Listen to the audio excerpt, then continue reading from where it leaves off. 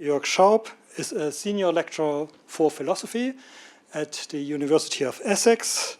He has received his PhD in Frankfurt at Goethe University with a work on John Rawls' Political Liberalism that was published already in 2009 with Campus, long time ago, but I guess it's still available if you want to see what he has done back then. No. He now works on aesthetics and philosophy of art, 18th and 19th German philosophy, especially Schiller and Hegel, and medical ethics, all topics or all themes very relevant for our topic today, also in different dimensions, of course. At the moment, he has worked out a novel account of aesthetic recognition, and he has outlined the relation of this account of aesthetic recognition to critical theory and democratic Sittlichkeit. Among his latest publications are a paper on Hegel's World Revolutions that has appeared in Constellations. Yeah, it's been a book review, yeah. It's a book review. Of a bad book. So it's not a Hegel book? No, it's a book on Hegel.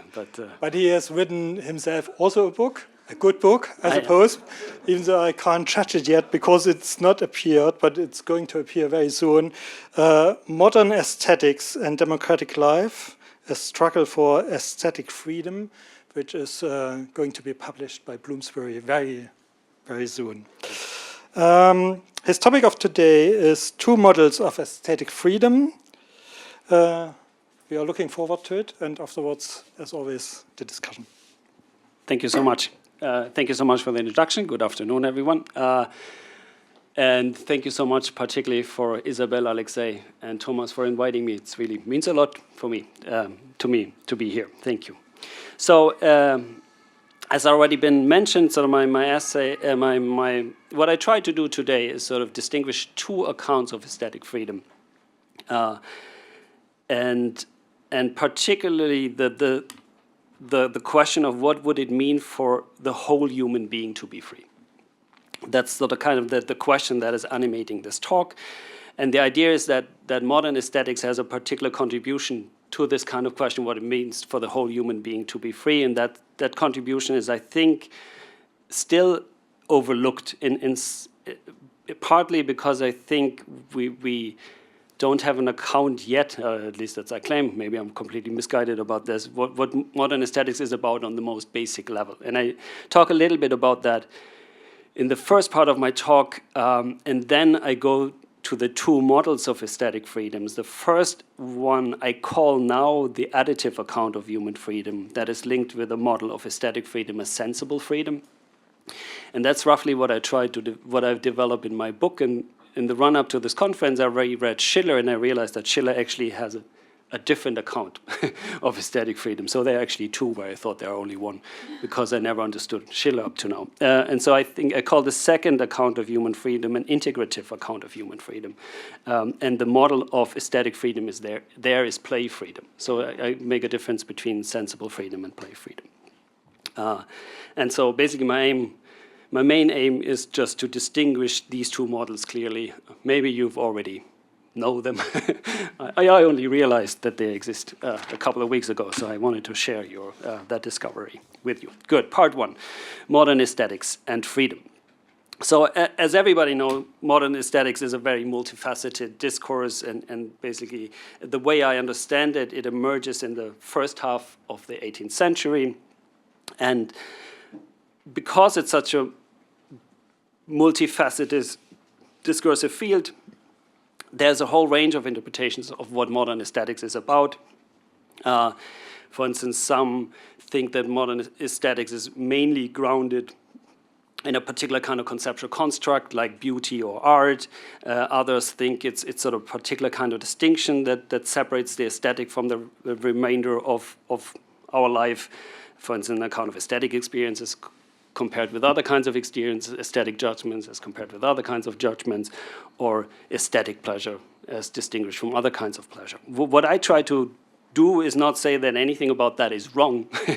What I try to do is sort of instead show that there's something more basic going on in the first half of the 18th century.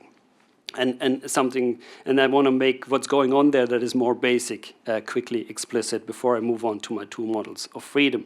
And in a nutshell, what I claim is that modern aesthetics at the most basic level is about a reappraisal, valorization, and emancipation of three human capacities, namely sense perception, emotions, and imagination. They're valorized in the sense that these capacities are, for the first time, treated as valuable dimension of human personality.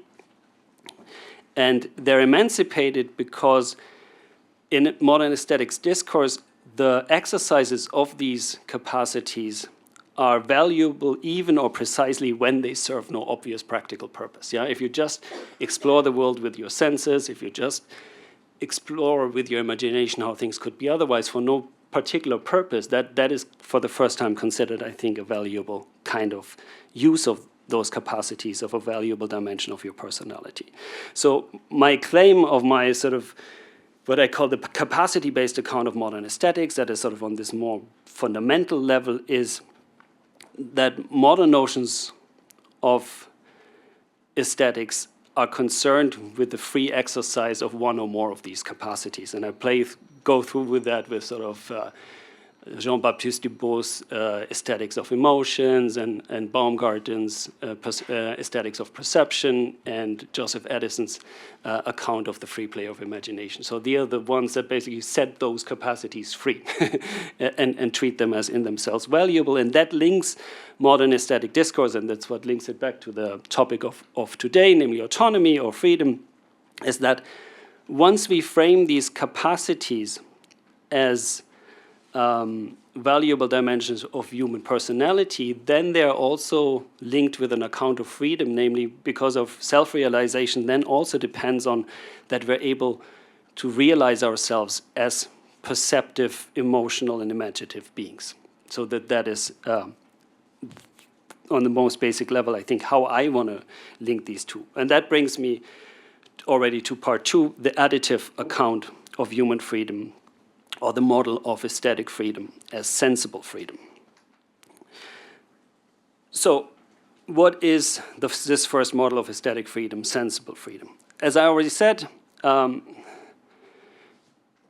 sensible freedom, or modern aesthetics as sensible freedom, embraces the idea that freedom is the realization of valuable dimension of human personhood, and these valuable dimensions of human personhood are linked with human capacities. For instance, I'm morally free if I can make free use of my rational capacity to deliberate about what is right or wrong and act in accordance to those maxims that I want to determine my actions. And what modern aesthetics basically adds to this picture is, and that's why I call it the additive account of human freedom, is the critique of modern aesthetics in relation to autonomy-based accounts is that this is not the whole picture of freedom, so to speak. There are sort of valuable dimensions of our personality that are non-rational, and therefore you can never get an account of the freedom of the whole human being if you only consider our self-realization as a rational being. And in terms of, and that has implications, I think that's something that Thomas mentioned, so that has implications to our relation to self and our relation to others. In our relation to self, sensible freedom implies that it matters to us as human beings that we are attentive to and assign value to how we perceive something, to how we perceptively disclose the world, how we emotionally respond to it, and how we imagine it. So that's a kind of particular self-relation that we assign value to that. And my claim is basically that in modern aesthetic discourse, that for the first time, that kind of claim is made, that is actually intrinsically valuable. And I also want to claim it's valuable for our individuality. So we cannot give an account of our individuality without basically the exploration of the world with our senses, with our emotions and our imagination. So that if I want to find out who I am or who I am as an individual. I watch a movie with a friend, let's say Thomas, and Thomas sees it in a particular way. I notice different things about it. I feel about it differently. I imagine it could be better by doing it this way. Thomas imagined it to be different in another way. So in a way, we cultivate our individuality is by the free exploration of these capacities that modern aesthetics valorizes. However, that brings me to the other point I quickly wanted to make before we get to Schiller, is if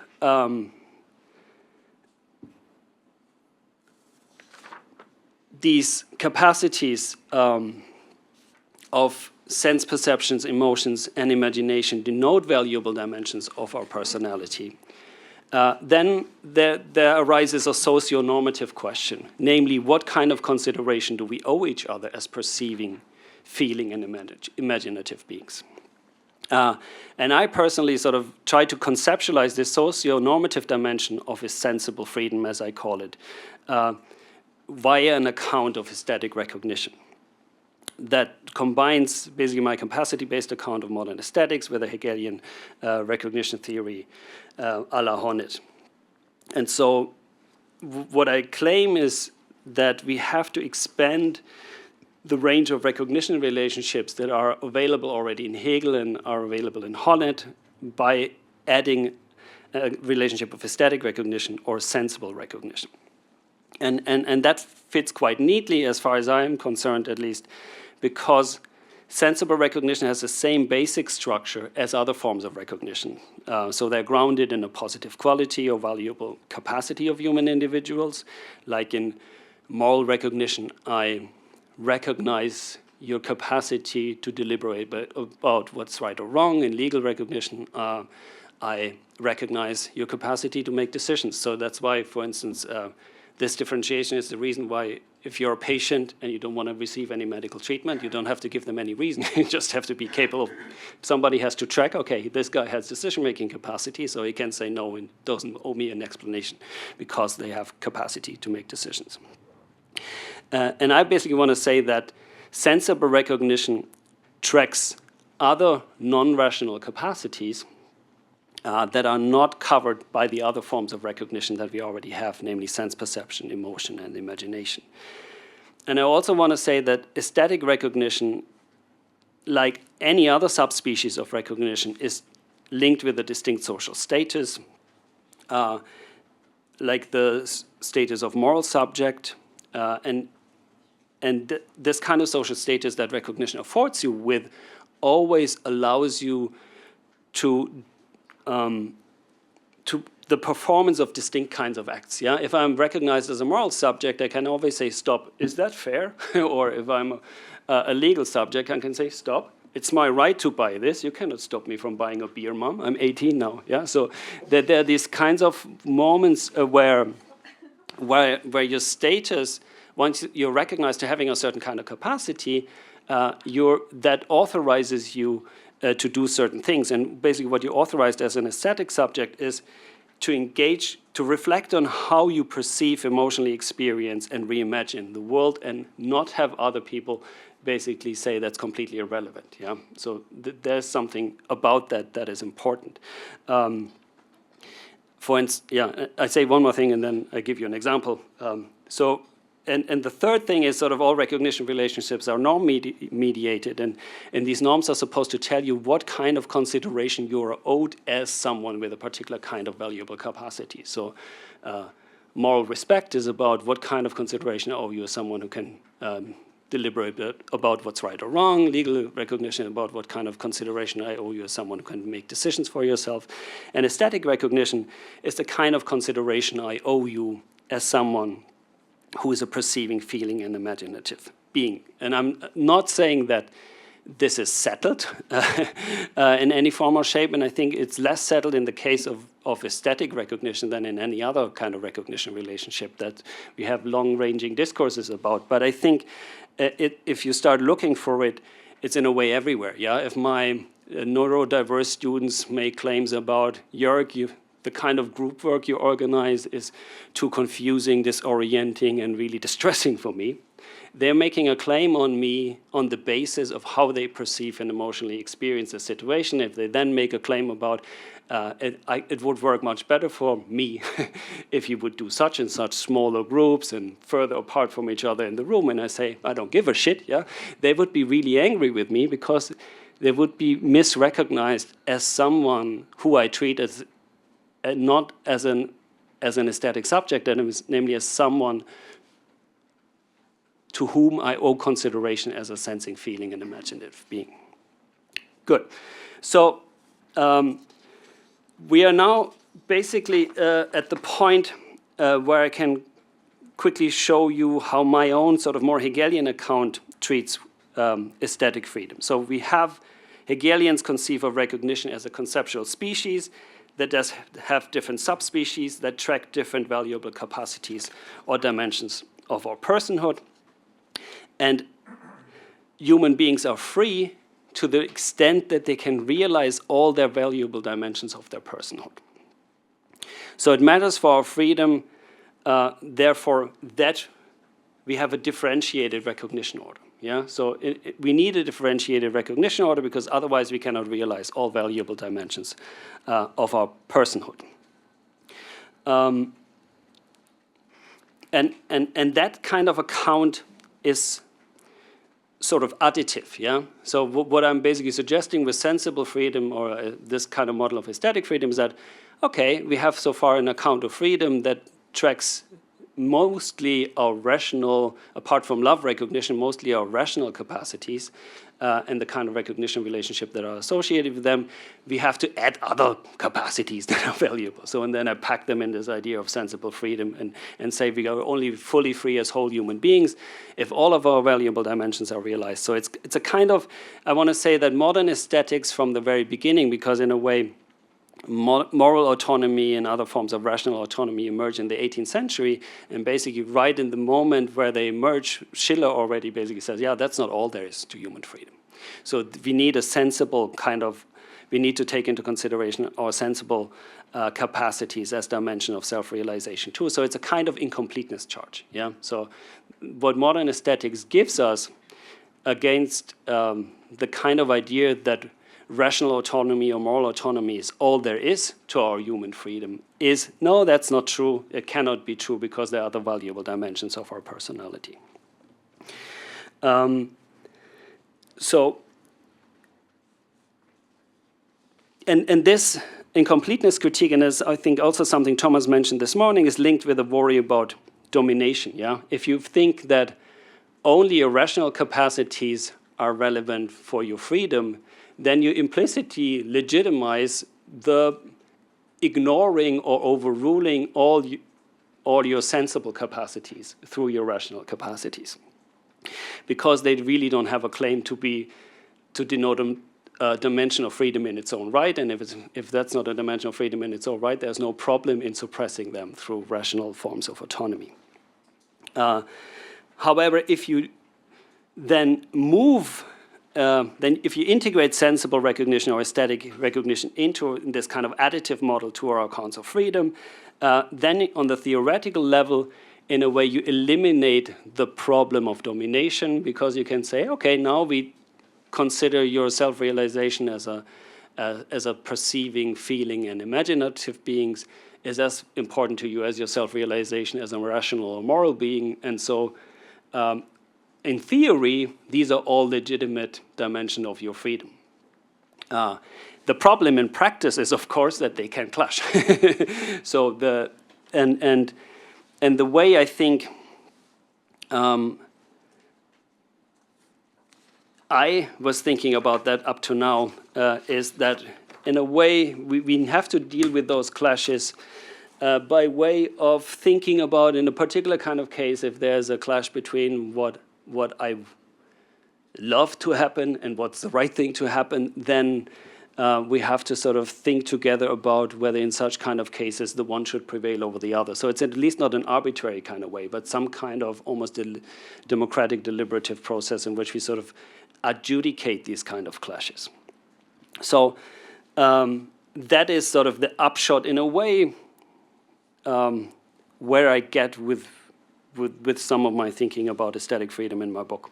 And that's what I call the additive model of human freedom, which bears on the question, what does it mean for human beings to be free as whole human beings? And what it means is that you can realize yourself, that you can realize all your valuable rational and sensible dimensions of your personality. So Schiller comes in now for me, because I realized that while Schiller doesn't disagree with any of that, he would say, okay, B plus, B minus, because what's missing from your account is that you cannot distinguish between the completeness of your freedom and the wholeness of your freedom. I think Schiller makes a distinction between these two kinds of things. And that's why he ultimately is not just embracing an account of sensible freedom that complements the other dimensions of aesthetic, that basically gives an aesthetic dimension to our freedom, but he comes up with a kind of freedom of a different kind that will be play freedom. So I now want to quickly, now I'm in part 3, and the first part of part 3 is, why does Schiller think we need to go beyond sensible freedom? So let me sort of talk a little bit about Schiller now, introducing some ideas, and then we get more to the argument. So the way I read Schiller is sort of fairly standard. I say, like other modern aestheticians, Schiller maintains that human beings have a sensual rational nature, that a nature that is composed of rational and non-rational capacities. Sort of Samantha Mathern and Nick Riggle summarize this quite nicely. So they say, it's a quote, "On the one hand, we are sensuous, we sense and perceive the material world, feel emotions and desires, and use our imagination. On the other hand," Schiller points out, "that we are rational. We have theoretical capacities that enable us to conceptually understand the world, and practical capacities that enable us to engage in deliberation, make commitments, and pursue our ideals." What Schiller sort of adds to the classic picture of capacities is that he links it sort of with a theory of drives. So we have the form drive and the material drive. And the way I understand that is merely that if your human capacity if a human being has a capacity, inbuilt in that capacity is already the desire to realize it. Yeah, so the eye wants to see, it's like it wants to explore stuff. Your imagination wants to sort of imagine how things could be otherwise. Sort of it has this inbuilt tendency to realize itself. So in short, I think Schiller basically has a fairly traditional picture that distinguishes between rational and non-rational capacities, and he basically adds this drive thing to it to just show that like there's a kind of urge in us to realize those capacities. So as I said, the first drive is, he mentions, it's the sense drive or the Stofftrieb, and that is sort of related to our sensuous nature, like exactly the capacities I try to cover in my account of sensible freedom, namely sense perceptions, emotions, and imagination. And to quote Schiller, the object of the sense drive is life. So the sense drive discloses, in Schiller's words again, the manifold variety of the world and aims at making all potentiality fully manifest. So I want to see everything there is to see there, like in this painting. I want to sort of feel everything there is to feel about that movie I watch. I want to sort of imagine everything that this movie inspires me to imagine. The rational nature of ourselves that is linked with our rational capacities, Schiller subsumes under the form drive, and the form drive's object is unsurprisingly form. That is, the form drive wants to bring form into the world, unity and harmony into all phenomena, and also into man himself, as Schiller calls it. So, for instance, the form drive underpins moral autonomy. That's a kind of law that doesn't change. Yeah, like it has this form, like it or not. That's what the moral law is. So the problem now, according to Schiller, is that human freedom is founded upon the mixed nature. Like our freedom is founded upon this mixed nature. Yeah, Schiller says in the letter 11, that is both on our rational and sensual capacities. So I think he basically endorses, that's why I get a B minus, yeah, he basically says, yeah, Jörg, you're right, that dimension is part of our freedom. And that's why we have to integrate sensible freedom into our accounts of freedom. But that's not enough. And now I want to come to why Schiller thinks it's not enough. So the first thing pertains to the challenge. The first challenge we are facing with the additive model of freedom is are the clashes between sensible and rational capacities. Yeah. So we have a sense drive that wants life and multiplicity. We have a form drive that wants harmony and fixity. And so if you have two drives that have opposing objectives, then they're prone to clash. So Schiller thinks the problem is really a serious one. Yeah, if our freedom can only be based on our sensual rational nature, and our sensual rational nature point in exactly opposite direction, then we have a real problem on our hand. So I think Schiller takes this much more seriously than I do. Let's see the cases, and then deal with it, adjudicate it by thinking a little bit about it. Yeah. So Schiller thinks that's idiotic. Yeah.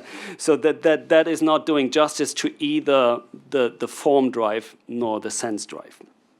So because Schiller basically thinks, even if we sort of have some kind of reasons to give in a particular kind of case our sensible nature priority over our rational nature, we are always sacrificing freedom. Yeah, like there's no way around the sacrifice of freedom. And then we're at odds with ourselves. Let me quickly see this way.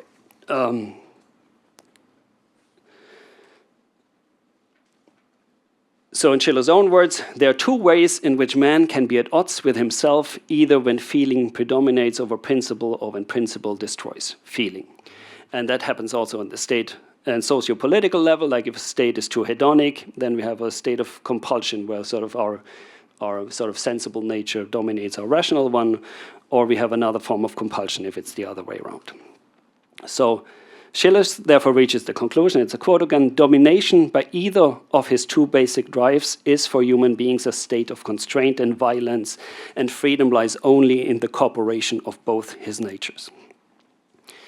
So there are basically now two things Schiller says, and I think it's what I find all my life so confusing about this letters of aesthetic this letters of aesthetic education is that I think Schiller has a distinction, but it's not always really clear. But I think now I finally think I see it a bit more clearly. So I think Schiller's first answer to the first problem is, if we always sacrifice our freedom, if our rational capacities rule over our sensible capacities or the other way around, then we have to harmonize them. Yeah, that's the only way. We have to sort of preemptively avoid them clashing.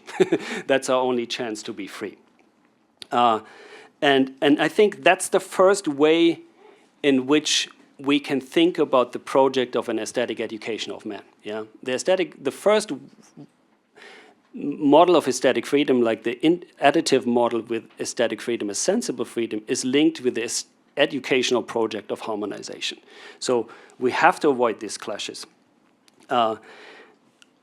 In Schiller's words again, we are free, given our sensual rational nature, only if our will is led by our very impulses to the kind of conduct that is bound to proceed from our moral character. So only if these two things are harmonized can we be free. And that obviously is a very difficult task, and maybe it's like in psychoanalytic theory where we have sort of, if you look at Jonathan Lear, where we start thinking about what could it even mean to be a well-integrated personality where our rational and our non-rational capacities sort of are of that kind, or what that integration can even mean. So I think Schiller doesn't give us a lot in that direction, but if you wanted to know where to go with this, I think it would be probably most likely in the direction of psychoanalysis. But I think the second, sorry, now I lost where I am. Give me a second.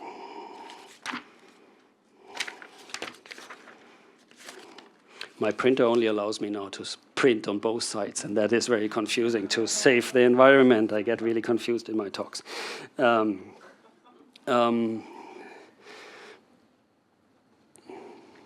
So the harmony, blah, blah, blah. Good, I'm actually on page 8. So, the problem is now, I think, that Schiller says, even if we succeed to harmonize our nature, we are not free as whole human beings. I think that is the most important conception that Schiller makes to the debate about aesthetic freedom. Like Schiller says, if I understand him correctly, that if we harmonize our rational and sensible capacities and they don't clash and we can realize them, all we get is that we realize all dimensions of our personality, but we never realize ourselves as whole human beings. And that's why I think in this quote I read, like, these capacities have to cooperate, he says. So only if they work together, then our socio-rational nature realizes itself as a whole.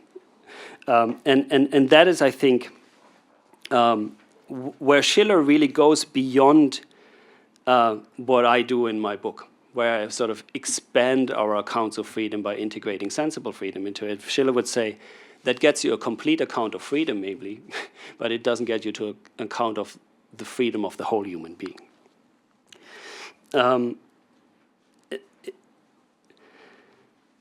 So for this to happen, as I said, it's not enough for us to realize all our rational and sensible capacities without clashing. They must interact in a reciprocal, mutually stimulating, non-dominating fashion. And as I said, also, that is, I think, Schiller's key contribution to both the history of aesthetics and the history of freedom, and the philosophical theory of freedom. Because the additive account by its very nature can never overcome the fractured nature of our freedom. That is his claim.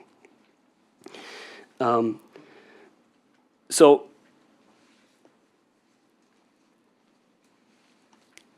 we need, therefore, somehow another capacity. Yeah, we need another capacity that is not another dimension of our personality, but a capacity that manages to get these rational and non-rational capacities to interact in the right way. And that is, I think, in my view, Schiller's account of the capacity to play.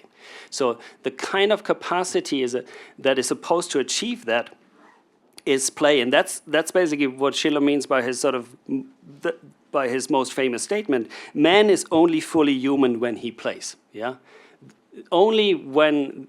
So in a way, we have to postulate this kind of capacity, because without that kind of capacity that can get these other capacities to sort of cooperate in the right kind of way, we will never be fully free as human beings. It's impossible for us to be fully free as human beings.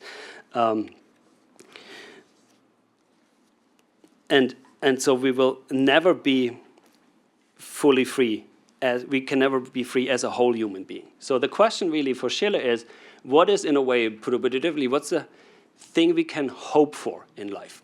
Can we hope for realizing all dimensions of our personality, or is there something that goes even beyond that?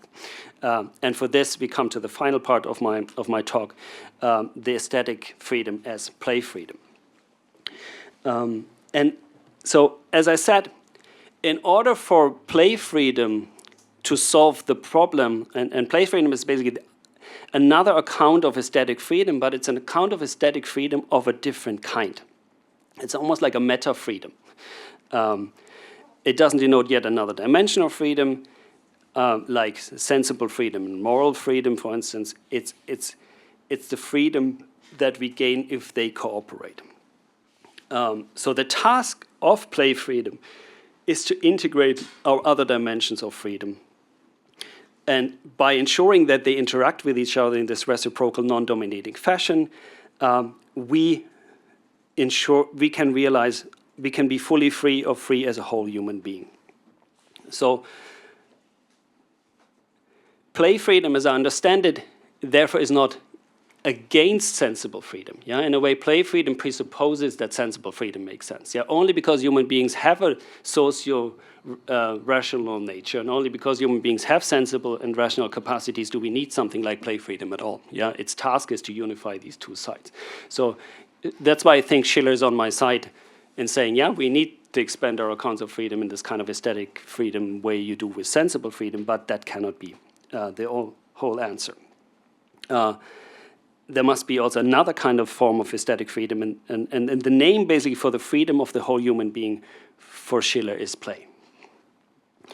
And that play freedom doesn't in a way overcome the differentiated nature of our freedom, but it temporarily unifies it at least.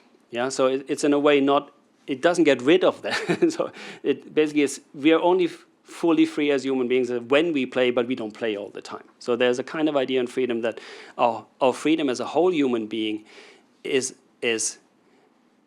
an occasional kind of thing. Like we never realize usually all our dimensions of our personality at the same time. Yeah, I'm right now not at home playing with my daughter, which is a different kind of way in which I realize myself. I right now realize a different dimension of myself. Good.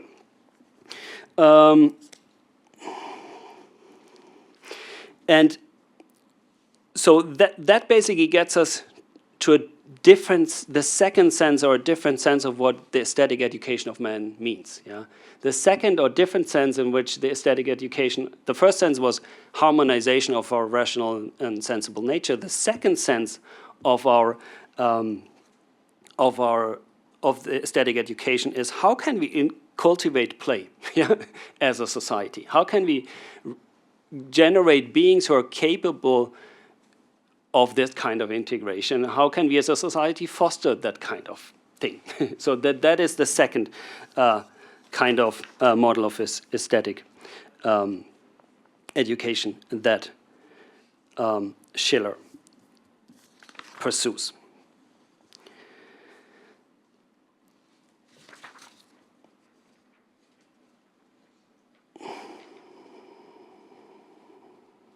Let me quickly skip some of this, I think.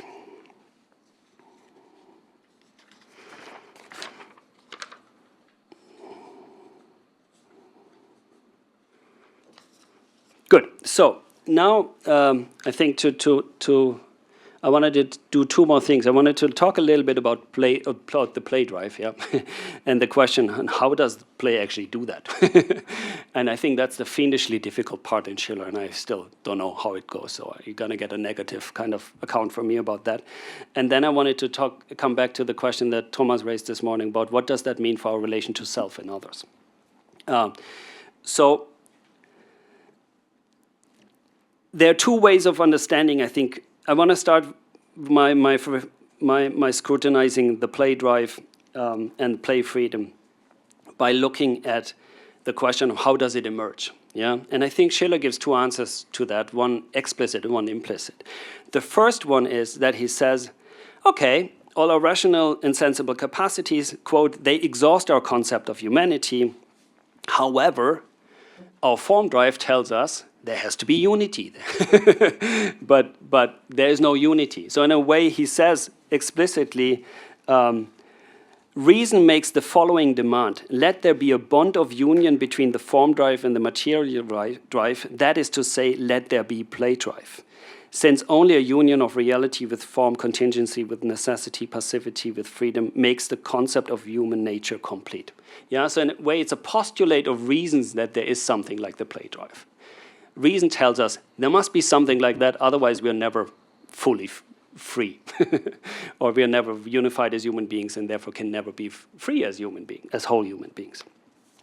The other way in which you can probably go about that would be sort of more along the lines of the sense drive, and that would be Schiller could argue that there's something unsatisfactory about our experience of freedom as long as we ever only experience ourselves realizing a dimension of our freedom. Yeah. So the only fully satisfactory experience of freedom that human beings could ever have is play. That is when they experience themselves realizing their rational and their sensible capacities such that these capacities interact in a mutually stimulating way. That, of course, brings us to the question, how is the play drive doing that? And I don't know, is the short answer.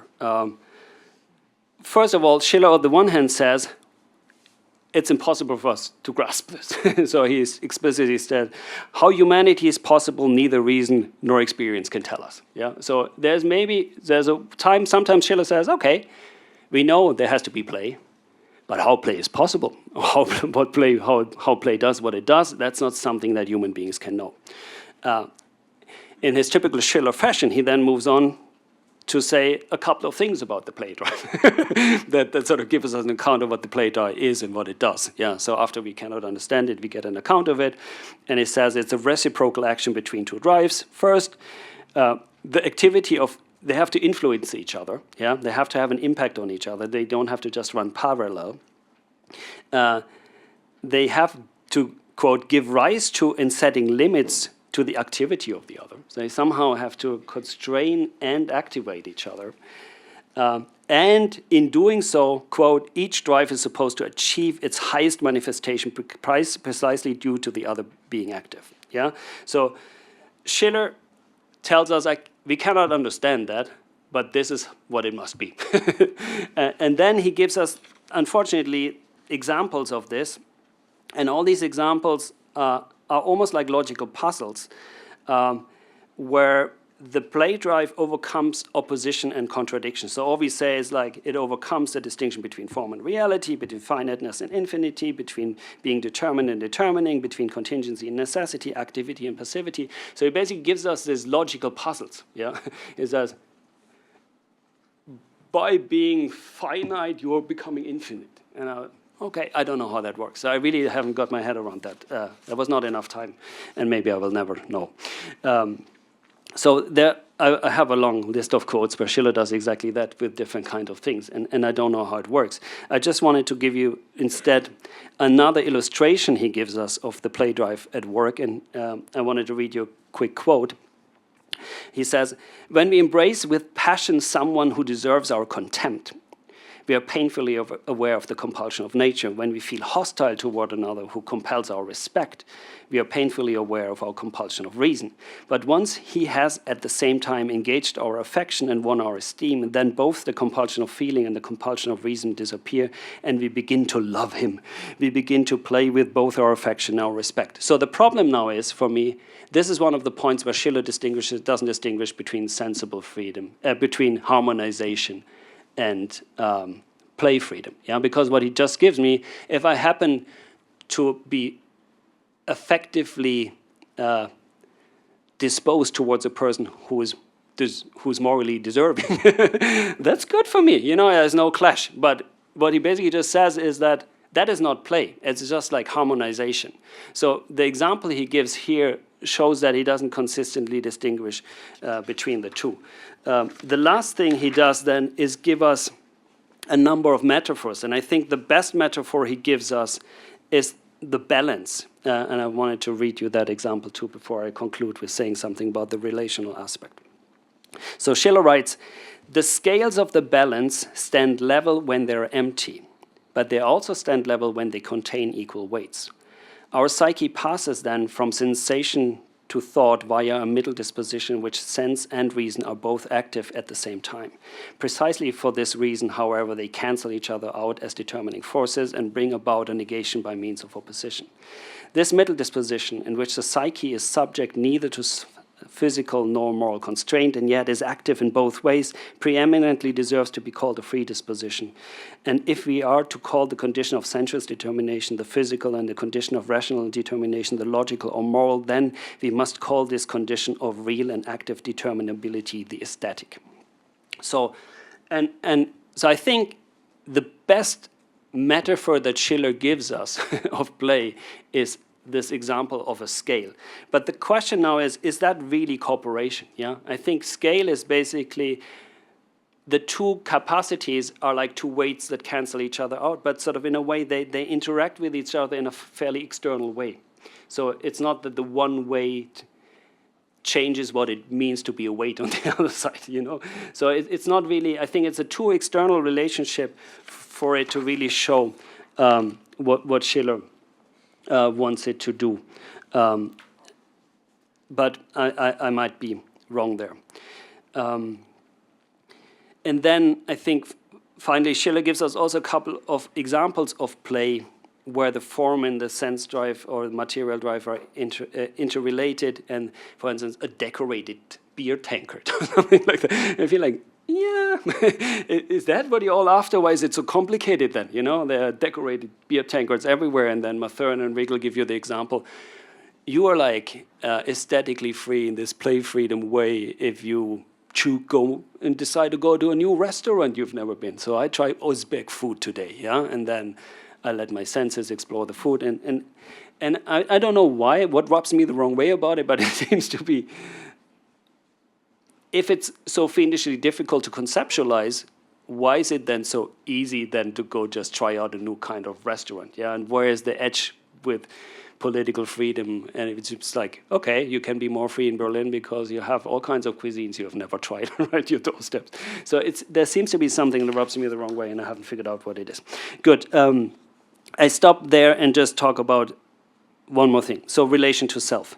So I think I looked at play so far mainly in relation to self as an intrapersonal phenomenon, yeah, and what it might mean for your rational and sensible capacities to interact in this kind of reciprocal and non-dominating way.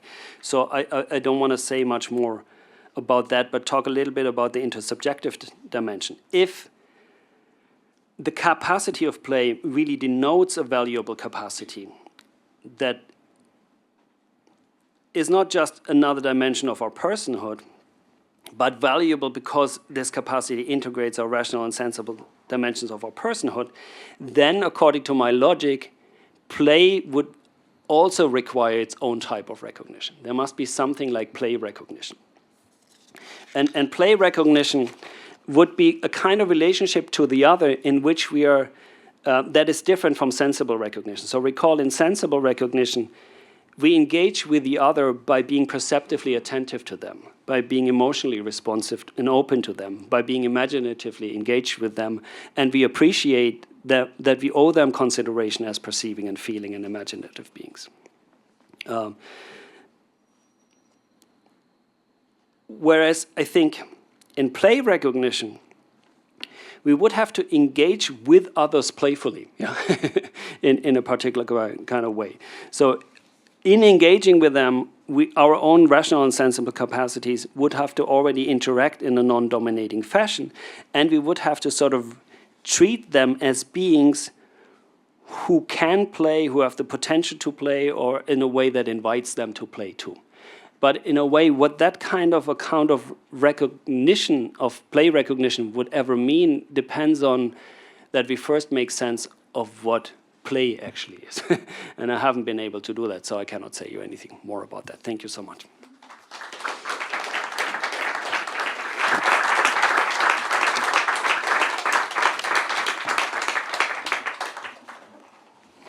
Yeah, thank you. The floor is open for discussion. We have about 20 minutes, 25 minutes left, and mine goes first. Thank you. Thanks, Jörg, for a very provocative paper, which is another way of saying I feel very provoked. I didn't mean to do that, sorry. I didn't know how it would rub you the wrong way. I'm very provoked. Are you fuming? I am actually. Yeah, okay. See, I don't think there are so many mysteries in this. Mm-hmm. First thing, I'll only make a few observations. The first thing, Schiller doesn't talk about sensual freedom. No. But you seem to say he did. If you want to talk about what happens in sensual action, he just regards that in a very Kantian way as willkürlich. Mm-hmm. Now, I know some people consider Willkürlichkeit as a kind of freedom, but he's strictly Kantian when he thinks of it as not being freedom. The other thing is you think about play as being very hard to understand in Schiller, but he gives the highly illustrative case of the Olympic Games as play. So let's imagine tennis. Tennis is a rule-bound form of physical activity, but within the performance of a tennis game, there is a huge amount of physical variation. So Nadal versus Federer are two very different ways of playing tennis, but they both play strictly within the rules. But there's I suppose at a physical level, there might even be an infinity of different options open. No two shots are possibly ever the same. I don't know. But I think that does make the idea of play very clear to me as a unity of the materiality and particularity under formality, the formality of the game. And I think one last thing, a sort of a wider issue, is about the book itself, because I think I agree with the general perception of it as a book in which its aims change as it unfolds. At the beginning, Schiller seems to be saying, how do we bring about a society of freedom, almost of Kantian-like freedom, a society of people who operate only under formality. And he recognizes that human beings are in no condition at the present time to become that way. He realizes that what motivates us primarily is our sensuousness. So what can we do with that? And it's to edge it towards pure formality, he comes up with play. And then as everybody thinks, actually, he seems to then stop at play. He's found something so interesting that the ultimate project of reaching towards Kantian freedom is neglected. So I think there's a structural problem that misleads in many ways. Good. Thank you so much. I think I give, in a way, a one-sided account of Schiller. And I think there's a way of reading, and I think that's what I always found so fiendishly difficult about Schiller, and I sort of give now sort of probably a one-sided reading of this text. So there's a way of reading Schiller as saying there is no account of sensual freedom. Freedom is just being determined and passive and so on and so forth. But then there's other places in which Schiller talks about that a state is a state of unfreedom in which our individuality is suppressed. And so that clearly means that all these capacities, like sense perceptions, emotions, and imagination, are capacities that are essential for us being free as individuals in our particularity. So he cannot have it both ways. Either it's merely passive, determined, and nothing to do with free, the opposite of freedom, like the Kantian kind of way, or it underpins his account that a state is a state of oppression if it suppresses our individuality. So in a way, I basically just went with the individuality endorsing account of Schiller and said, if he goes that way, then he has to treat those dimensions as important dimensions of our self-realization. Then they have their own dimension of freedom. So, and I think, as I said, what makes reading Schiller so hard is that I think he sometimes jumps from one reading to the other. So I think there are textual grounds for that, but there are also textual grounds for me saying that Schiller must embrace something like sensible freedom. Otherwise, he couldn't explain why a state is so bad if it's moral but still oppresses the individuality of individuals.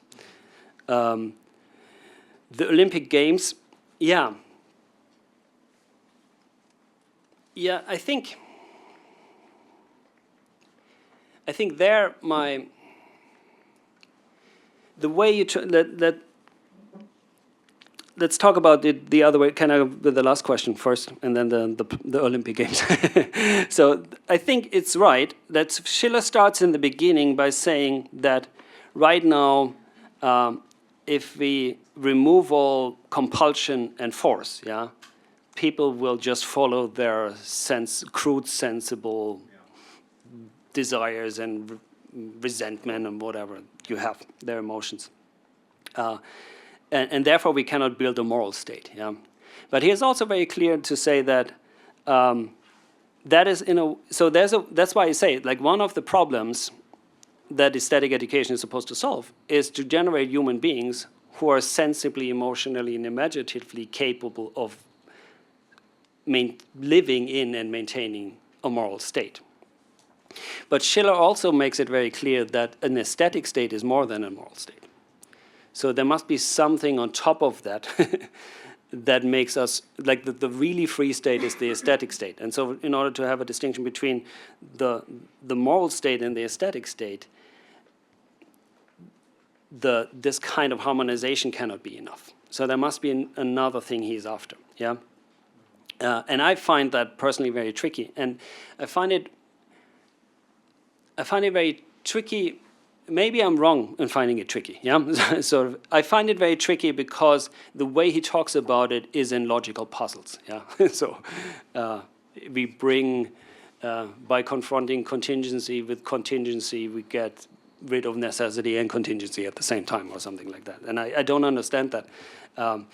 And if the main problem is that we want to have a state of freedom, and a state of real freedom would be an aesthetic state, and it's as easy as just like give them a ball and they play football. You know, what is this whole book about? So I don't understand what Schiller's problem is if any kind of activity like sports, yeah, that is rule-based but also has this sort of material particularity, and you need to be imaginative in some kind of way.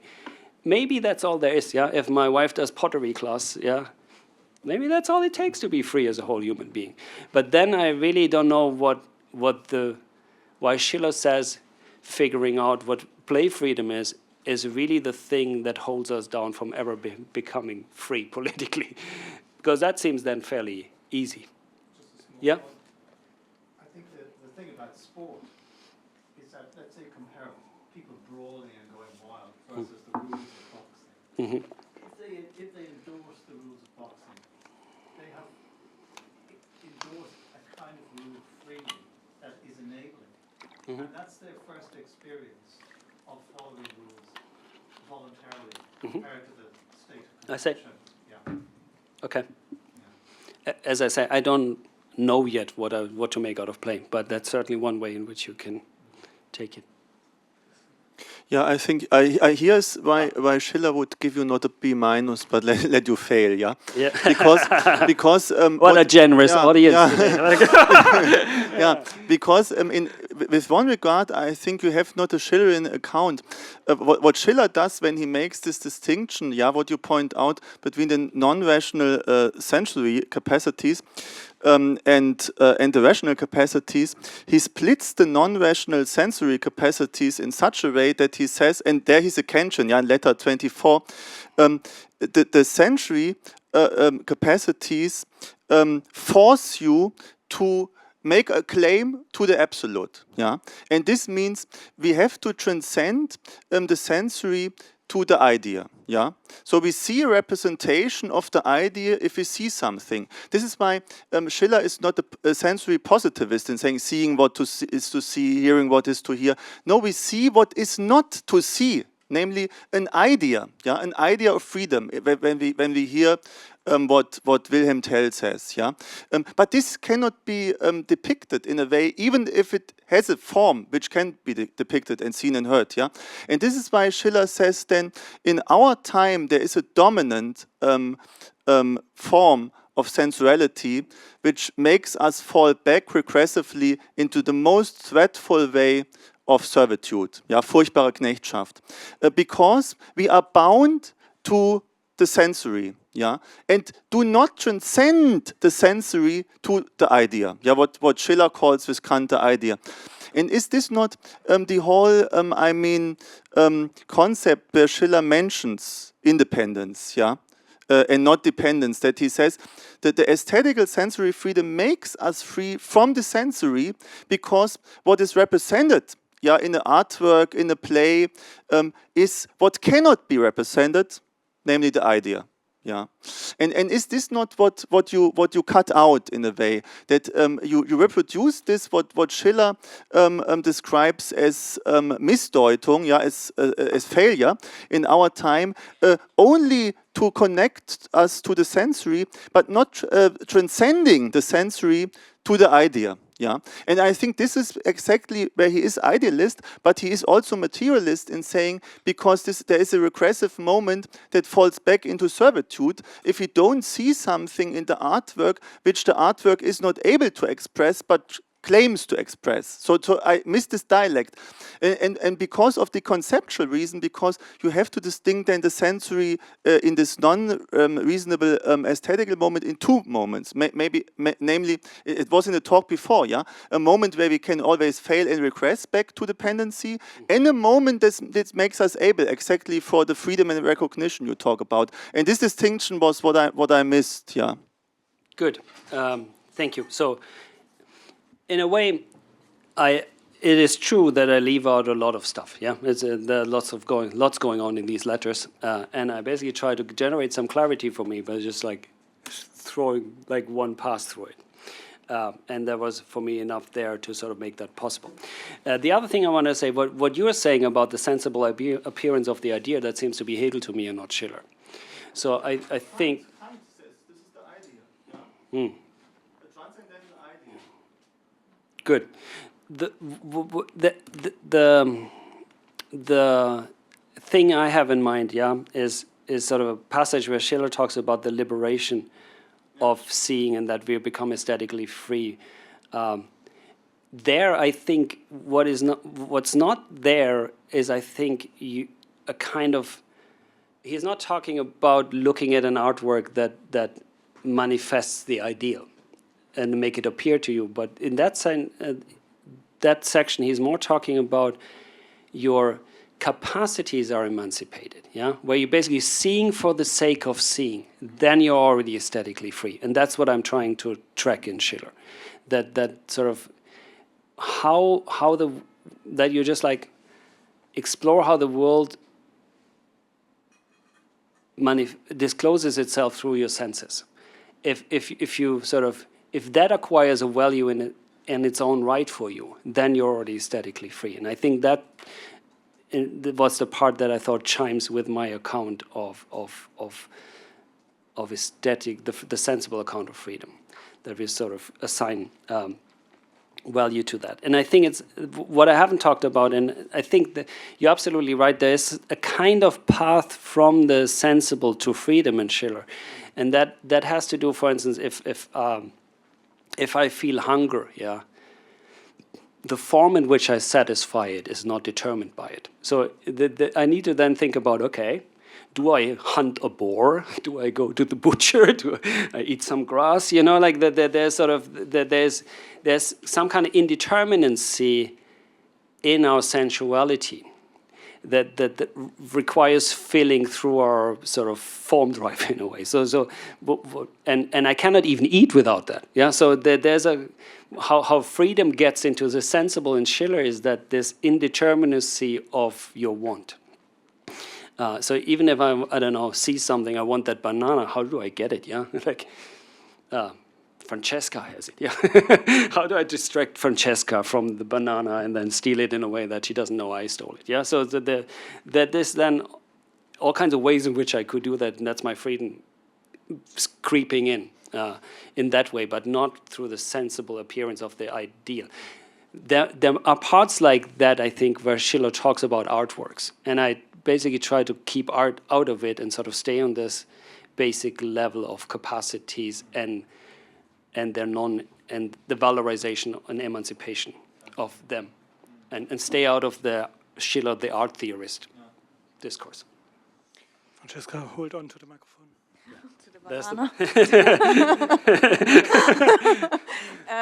Yeah, thank you very much. I was puzzled why you're so why you insisted you don't understand, because I think there is nothing to understand. I mean, and that's the clue. So Okay. that the play, because now you said to him, you know, there is some indeterminacy within the senses. I think all the indeterminacy that comes into the picture comes from the position of the play drive, whereas the other drives, in a way, are determinate. They have their, they have something compulsory, or they just know a specific logic. And what the play drive does is to provide the indeterminacy to bring a moment of indeterminacy that allows these two registers to come into a dialogue, and how this dialogue how it goes, that you cannot positivize, because then you would be either in the register again of the form, and then you say, okay, that's the rule, that's how the play works, or you are in a register of the sensible, and then you give one example after the other, but no example would, in a way. So in that sense, the search for the example has a limitation. And so, what do we do about it? I think one thing that can be done is to make a difference between because you are phrasing everything in terms of capacity. And also the play, and then you said with respect to the play, oh, it's a meta capacity, right?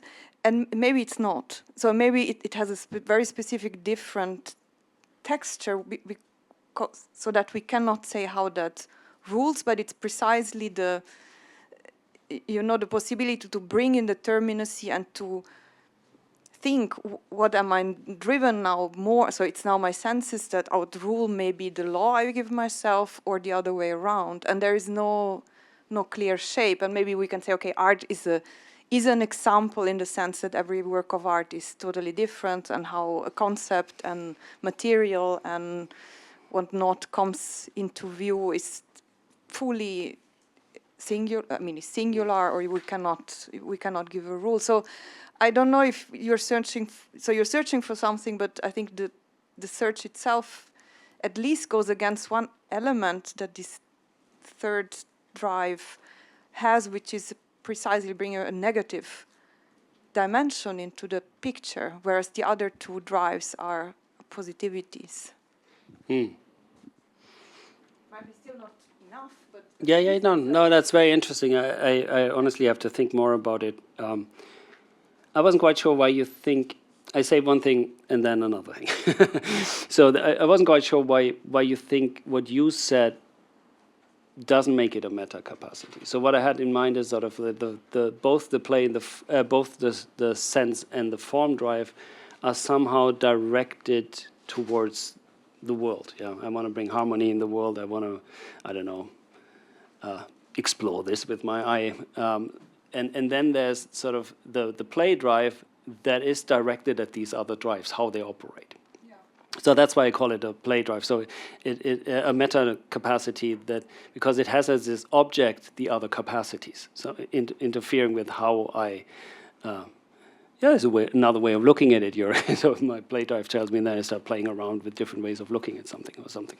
So that's what I meant by a meta capacity. So it doesn't have its objective is maybe what you say is bringing indeterminacy in the other drives, or more options in the other drives, or generates options for the other drives. And one thing I've been thinking about, and that's again that's not exactly what you said, but sort of one way I've been thinking about it, maybe Schiller cuts up the cake differently from me, and in the sense of maybe for Schiller. And maybe Mathern and Riegel get that wrong too. Maybe Schiller doesn't think that that basically Schiller maybe just has sense perceptions and emotions, and because I also put imagination in there, I don't know what play is supposed to be anymore. But maybe imagination is another way of name for the capacity to play, and then I have something that does the work. Namely, imagination is the kind of way that I think it also relates to how you play tennis or something. Yeah, Nadal sort of sees space opening up and then uses certain practical capacities and thinks about, if I do that, then he's gonna think and blah blah blah. So so maybe imagination.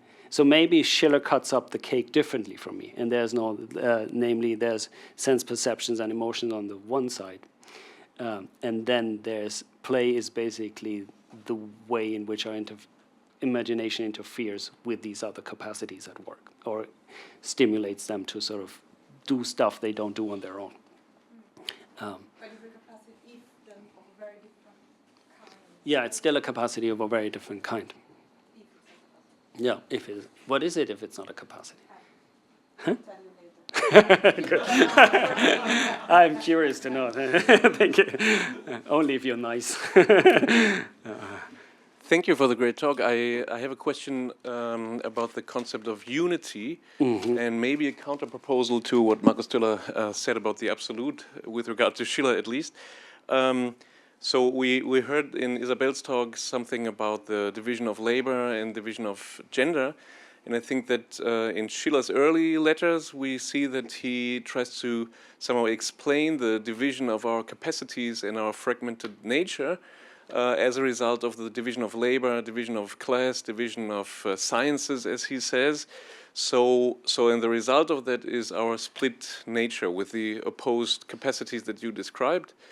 But then it seems to me that Schiller is clear that if we would now just wish back this form of harmony and unity, original unity of human nature, then that would be a regressive hope backwards to some ancient ideals that we cannot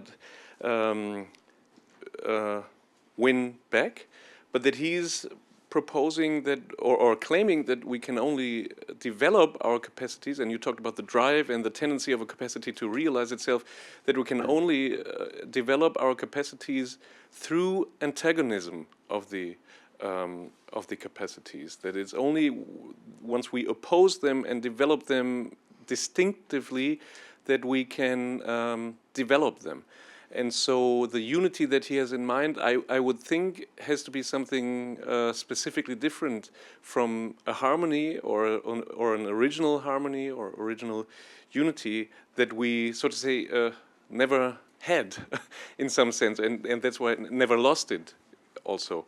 And if that is true, then I think it's very interesting that he claims that the Vollendung of human nature, I don't know if that would be completion or wholeness in your translation, but that the Vollendung... Schiller is also not very consistent with the use of these two. But that the Vollendung of human nature would be the realization of the idea of humanity, which he characterizes almost like God as the coincidence of actualization and possibility.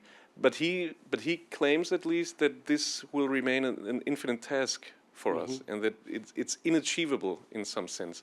So it seems that he says we are precisely human beings insofar as we don't correspond fully to the idea of humanity. And if that would be the case, then I thought maybe aesthetic freedom and play, the way you characterize it, would be a specific freedom for us as finite beings, but as not realizing the unity of or the harmony of our capacities, but being in some sense, at least for now, stuck in the antagonistic relation of the capacities. Good, thank you so much. There was a lot in this question. I want to say two things about it. I think I fully agree with you. Yeah, Schiller has this idea that social fragmentation leads to fragmentation of our nature, and that some people only realize parts of their nature. Yeah, and that is a problem. Yeah, here we like people who are basically just I don't know, surveyors. Like he has this idea that sort of they become identical to their social roles, and that's a real problem. Even if they're because they're sort of so fragmented that they're stinted or stunted in that kind of way. But what I wanted to say about that is twofold. So first of all, I want to say if that is a problem, yeah, then Schiller must think something along the lines, it's problematic if we only realize one dimension of our personhood. Yeah. So that's why we need this kind of completeness account. So we need to realize all the various capacities and dimensions of our personhood to be free. The second thing I think that is clear, if the bad fragmentation is that you're only sort of boxed in the one thing, yeah, then the good fragmentation is the kind of thing that Hegelians will develop later, yeah, where you have we heard that in Isabel's talk, so we have a social differentiation with functional differentiation, and I don't know, I realize different dimensions of my personality when I'm at home with my family, and when I'm at work with colleagues, and when I when I don't go to the church, I don't go, and sort of, I don't know, or when I'm sort of, I don't know. So they're sort of different kind of social practices in which I participate, which allow me to realize different dimensions of my personality. So, and I think Schiller is committed that something like this must be the way out, just because there's no way back and just having wholeness on its own. Yeah, but I think what makes Schiller in a way more demanding than Hegel later. Yeah, he will say, even if you realize all dimensions of your personhood, you will never realize yourself as a whole human being. So there will be a lack there in terms of our freedom, and so there must be one way in which you can experience yourself as whole and realizing yourself as whole, and that. Thing is when you play, yeah? Maybe play tennis, I don't know. Maybe that's why we all, I don't know, do pottery, play tennis. So there's this deep reason for this. The other thing I think I wanted to, so the important point I wanted to make, Schiller, my Schiller doesn't want to go back to an undifferentiated form of social life. He wants better differentiation like Hegel, so that we are all part of all these social spheres, like integrated in it, and realizing these dimensions of our personhood in those relationships. But he says we need one sphere and one way of engaging with the world and each other that is of a different nature, that unifies these various capacities. So we need more than Hegel, before Hegel in a way. That's how I read Schiller. The second thing I wanted to say is that you're absolutely right. What complicates Schiller's account is that he says play freedom is a regulative ideal. So it's something we can only ever strive for, but we are never really fully free as a whole human being, but something that sort of we can be striving for, getting closer or less close, but it's not something we can ever be fully be. And so it's a kind of task, but it will never be fully realized by the kind of beings like us. Again, it's then interesting if all it takes is playing tennis. Why are we not fully free when playing tennis? So that is what I haven't fully understood, and that has to do with my pretend or real lack of understanding of play. Our time is up on the one hand, but on the other hand, there are two organizers still on my list. So I would say we heard the two organizers. That's a dilemma you have to deal with. They make it as short as they can. Yeah. It's their responsibility, and then you can say some last words to it. Beal, I can already tell you. Thank you so much for the great talk, Jörg. I have just a very quick question. So before you highlighted that the two ways of what you first described as the first way of harmonization, and the second one about the play drive, and then you asked the question, how can we cultivate the play drive, like in our social structure? And in the end, you came back to the idea that we need play recognition. And I was wondering, so you said that we can characterize the play drive as a capacity. And as I understood you, it was very short in the end. We need the play recognition in order to cultivate the capacity of play. And I was just wondering, is there a way to cultivate the idea of harmonization as well in a social way, or is this different to the play we have to cultivate? And is it right that if we can cultivate the play, it is also a possibility to damage or to get a defect way of that capacity in our interaction? And if you could say something about that. Okay, so I wanted to make a suggestion. So you use that differentiation between additive and integrative, and everything was packed into that. And was wondering if there are at least three dimensions or issues at play. So first dimension, sensible versus aesthetic. So there's the question of my sensible nature.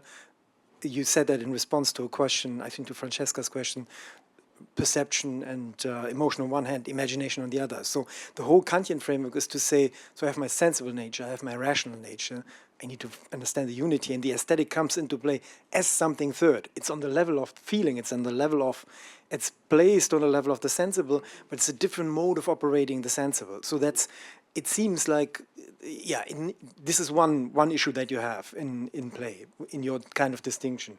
Second dimension or second issue is, does the aesthetic only have an instrumental role to play, bringing about that unity? So, like Brian said, it seems in the beginning, the problem is the Kantian problem, how to realize the moral law, and then we don't have the nature to do it, and you just need the aesthetic on the way to the rational determination. So is it just instrumental? Or is there is the aesthetic the thing in itself, and which we are thinking about, or is this a self-standing kind of unity? And then the third question, it seemed to me, and so I just wanted to suggest these are separate questions, not identical. Third question is the question between the harmony model that you gave and the model of a different type of integration that the play drive is doing. And probably the last question is the most interesting one. Yeah. And just one suggestion there. So you use this contrast between completeness and wholeness, and it made a lot of sense to me. Mm-hmm. But I'm wondering whether wholeness gives us a certain direction of thought, where it seems like the problem with harmony is the unity isn't strong enough, right? So we need an ever more stronger unity. But it seems like what the aesthetic gives us is a different way of bringing about a unity, so reaching a different ground for it. So it's non-hierarchical, so it's this kind of reciprocal interaction. It's internal, not external. And it's actually not a unity. It's a very open indeterminacy, right? So wholeness could give us the idea that what this is about is that the unity isn't strong enough. Whereas it seems to me that's something else. So I think Alexei's question was also pushing in this direction. Okay, sorry, it wasn't very quick. Yeah, it was also a lot. Thank you so much. Let me start with Isabel's question first. And as I said, I think there are two types of aesthetic education. And I think we do try to raise children in a way to harmonize, yeah?